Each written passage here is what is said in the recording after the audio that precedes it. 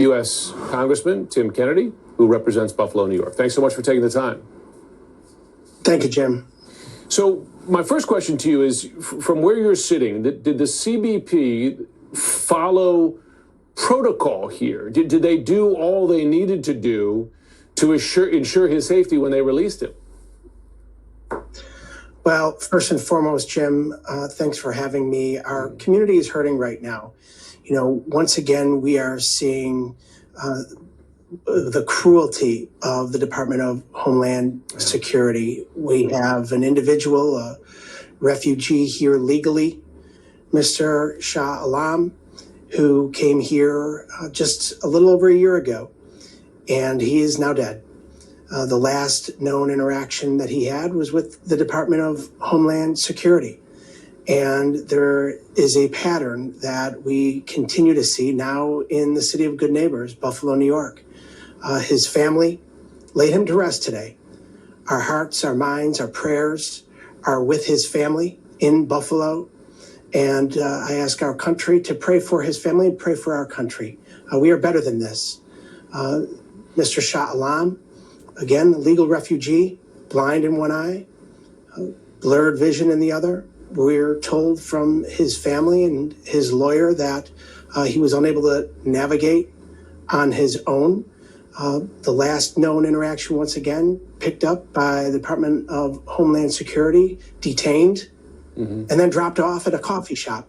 Whether or not that coffee shop was open or not remains a question. What he was wearing that evening remains a question. There's more questions than answers, which is why I've called for a full and complete investigation of this incident. As you know, following the violence, the deadly violence in Minneapolis with the ICE and CBP activities there, the administration said it was pulling back. I believe the phrasing President Trump used is a softer touch. But we see a case such as this. We saw a student at Columbia taken out of a dorm today, though she was later released. From your perch, do you see any evidence that federal immigration agents are actually employing a softer touch in these raids, which they, of course, continue to conduct? Well, not with the reports that we're hearing from all over the country. First and foremost, whether it was New Orleans or Los Angeles or Minneapolis, we know that there was a surge of ICE agents, and certainly they've argued that they've pulled back, but ICE, the Department of Homeland Security, the Trump administration has zero credibility.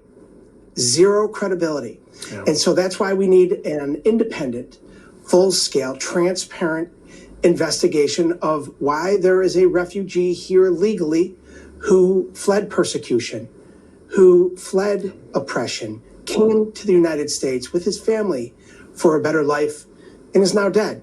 Dropped off at a coffee shop on a cold winter's night in Buffalo. His family was not notified. His family waited 5 days, filed an incident report, could not find this man. He couldn't speak English. He couldn't communicate. And yet, because of failed policies, they dropped him off and to fend for himself miles from his home. Yeah. So protocol certainly is called into question. Process certainly is called into question. And certainly, once again, the ineptitude and lack of leadership all the way to the top in the Department of Homeland Security under Secretary Kristi Noem has already been called into question, which is why I have called not only for her resignation, but if she doesn't do the right thing and resign, we've called for her impeachment.